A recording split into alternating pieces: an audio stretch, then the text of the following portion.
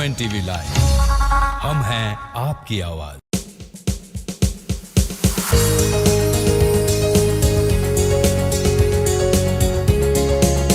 नमस्कार, UNTV live के उत्तराखंड एक नजर कार्यक्रम में आप सभी का स्वागत है। मैं हूं प्रगति पचौली। चलिए जल्दी से एक नजर डाल लेते हैं उत्तराखंड की आज की कुछ अहम खबरों पर। केंद्रीय रक्षा मंत्री राजनाथ सिंह और मुख्यमंत्री पुष्कर सिंह धामी ने देहरादून के चीड़बाग स्थित शौर्य स्थल का उद्घाटन किया। उत्तराखंड वार मेमोरियल ट्रस्ट की ओर से बनाए गए शौर्य स्थल पर प्रदेश के सभी बलिदानी सैनिकों के नाम अंकित हैं। शौर्य स्थल का लोकार्पण करने के बाद रक्षा मंत्री ने शहीद जसवंत सिंह मैदान में वेटरन रैली में हिस्सा लिया। इसके बाद उन्होंने पूर्व सैनिकों और वीर नारियों को संबोधित भी किया। इसके साथ ही उन्होंने सॉल ऑफ स्टील अभियान की भी शुरुआत की।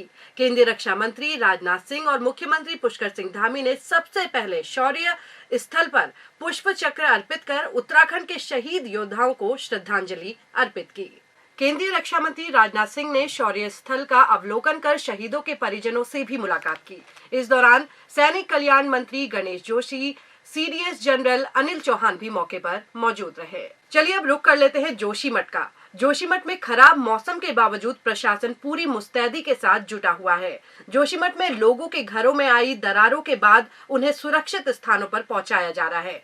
विभिन्न राहत शिविरों में लोगों को हर तरह की सुविधाएं मुहैया कराने की प्रशासन पूरी कोशिशों में जुटा हुआ है। राहत और बचाव कार्य जो विस्थापन केंद्र है उन पर निरंतर गतिमान सभी प्रकार की सामग्री उपलब्ध हो रही है और उपलब्ध करवाई जा रही है, उसकी कोई कमी नहीं है। डॉक्टर्स की अतिरिक्त टीमें यहाँ पर आई हैं जो स्वास्थ्य परीक्षण ऐसे विस्थापित निवासियों का कर रही हैं ताकि उनको कोई किसी प्रकार की स्वास्थ्य संबंधी कठिनाइयां न आए।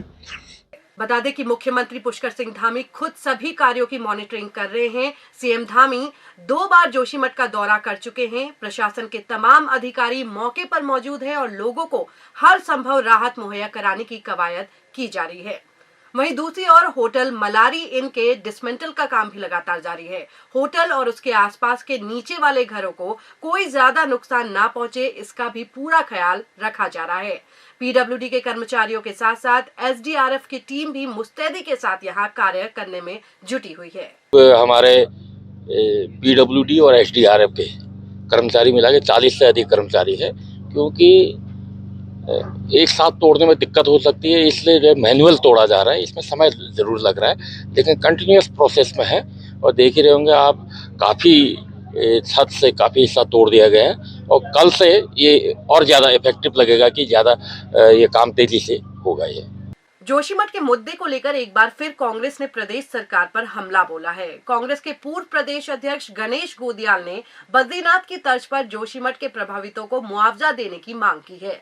उन्होंने कहा है कि धामी कैबिनेट ने जोशीमठ के पीड़ितों के लिए कुछ खास नहीं किया है। प्रदेश सरकार केवल दिखावा कर रही है और धरातल पर कोई काम नहीं हो रहा है। आपको बता दें कि जोशीमठ के मुद्दे को लेकर विपक्षी दल कांग्रेस लगातार प्रदेश सरकार पर हमला बोल रही है और पीड़ितों को राहत पैकेज के साथ ही हर संभव मदद मुहैया कराने की मांग कर रही है। कि सरकार की कल हुई कैबिनेट से हमें ये बहुत उम्मीद थी कि सरकार कैबिनेट की बैठक में महत्वपूर्ण फैसले करेगी और उस महत्वपूर्ण फैसले के तहत जोशीमठ के हमारे प्रभावित भाइयों की ये जो प्रमुख मांग है कि उनका कंपनसेशन बद्रीनाथ में जो कंपनसेशन दिया जा रहा है उसकी तर्ज पर हो।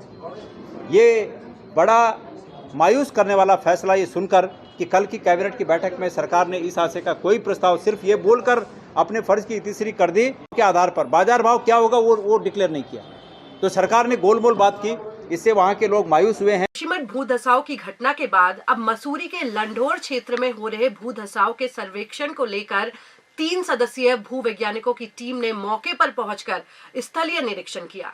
मसूरी के लंढोर क्षेत्र में लगातार हो रहे भू धसाव को लेकर SDM मसूरी और 3 सदस्यीय भू वैज्ञानिकों की टीम के साथ संबंधित विभागों के अधिकारी भी स्थलीय निरीक्षण में शामिल रहे। टीम ने भू धसाव के क्षेत्र और मकानों में आई दरारों का निरीक्षण किया। SDM मसूरी शैलेंद्र सिंह नेगी ने बताया कि लंढोर क्षेत्र के एक भाव में भू धसाव हो रहा है। वहीं इसको लेकर विभिन्न विभागों और भू वैज्ञानिकों की टीम इस पूरे मामले की जांच कर रही है और संयुक्त रिपोर्ट बनाकर जिला अधिकारी देहरादून को सौंपी जाएगी। लंढौर में अभी हमने जो निरीक्षण किया वो एक जगह में सड़क जो धंस रही है उसको देख कर किया, और उसमें हम लोग जो है उसमें जल संस्थान, जल निगम, MDDA, नगर पालिका, पुलिस और हम सब लोग रहे हैं, और उसमें जो कारण है उनको देखा जा रहा है। अभी भूवैज्ञानिक भी आए हैं, वो भी देख रहे हैं। उसके बाद जो रिपोर्ट होगी वो DM साहब को भेजी जाएगी। ये भी जो दो चीज़ें हैं वहाँ पर, एक तो जो सड़क का धंसना है और सेकेंड है मकान जो है जो अपनी आयु पूरी कर चुके हैं, उसको लेकर के हमने EO साहब से बात की है। उन्होंने कहा कि हमारे स्तर से इसमें कार्रवाई की गई है लेकिन वो एग्जीक्यूट नहीं हो पाई है, उसको लेकर के आप बात करें। अब रुक कर लेते हैं पौड़ी गढ़वाल का। पौड़ी गढ़वाल के दुगड्डा क्षेत्र से सटे जहरी खाल ब्लॉक में गुलदार ने हमला कर एक महिला को घायल कर दिया। क्षेत्र के बांसी गांव में गुलदार ने खेतों में काम करने के लिए जा रही एक 52 वर्षीय महिला पर हमला बोल दिया।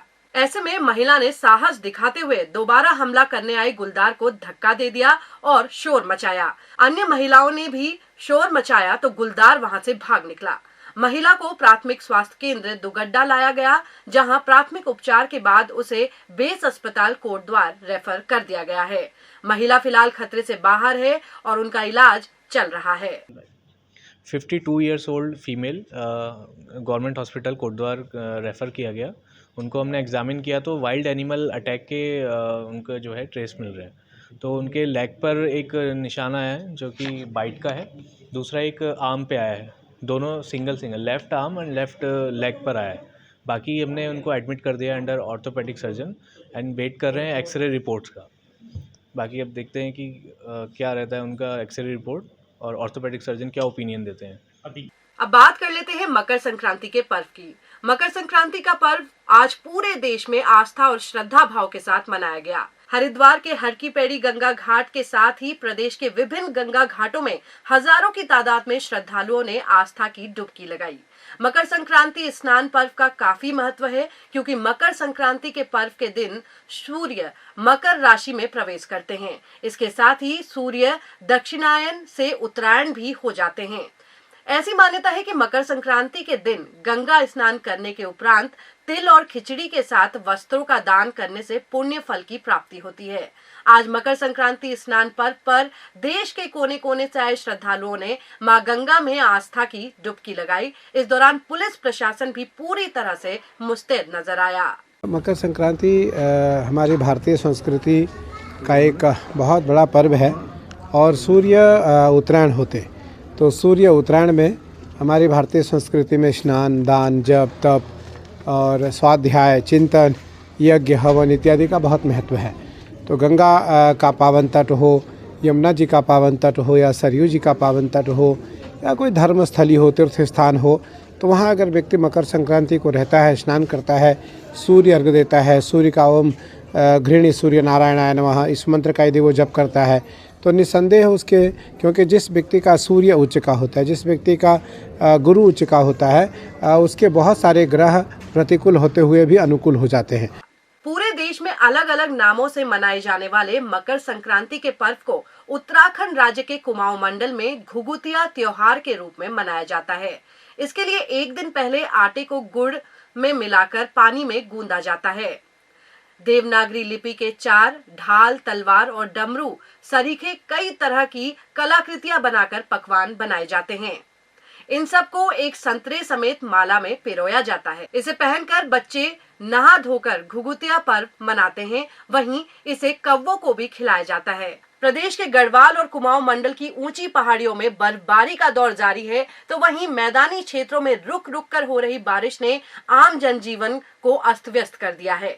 चमोली, जोशीमठ में लगातार तीसरे दिन भी मौसम खराब रहा। बद्रीनाथ धाम, हेमकुंड साहिब के साथ साथ गौरसो, औली, रुद्रनाथ सहित ऊंचाई वाले क्षेत्रों में बर्फबारी हुई। वहीं बारिश से तापमान में भी अच्छी खासी गिरावट देखने को मिल रही है। यहाँ आपकी जानकारी के लिए यह भी बता दें कि जोशीमठ में तापमान अधिकतम 3 डिग्री और न्यूनतम -1 डिग्री तक पहुंच गया है, जबकि औली में तापमान अधिकतम 1 डिग्री और न्यूनतम -4 डिग्री पर है। इसके साथ ही उत्तरकाशी के हर्षिल, मुखवा और गंगोत्री धाम में 1 फीट से अधिक बर्फबारी हो गई है। धनौल्टी में भी बर्फबारी का क्रम जारी है। तो ये थी उत्तराखंड की आज की कुछ अहम खबरें। उत्तराखंड की अन्य छोटी बड़ी खबरों के साथ हमेशा बने रहने के लिए आप हमें लाइक, सब्सक्राइब और फॉलो करना ना भूलें। नमस्कार।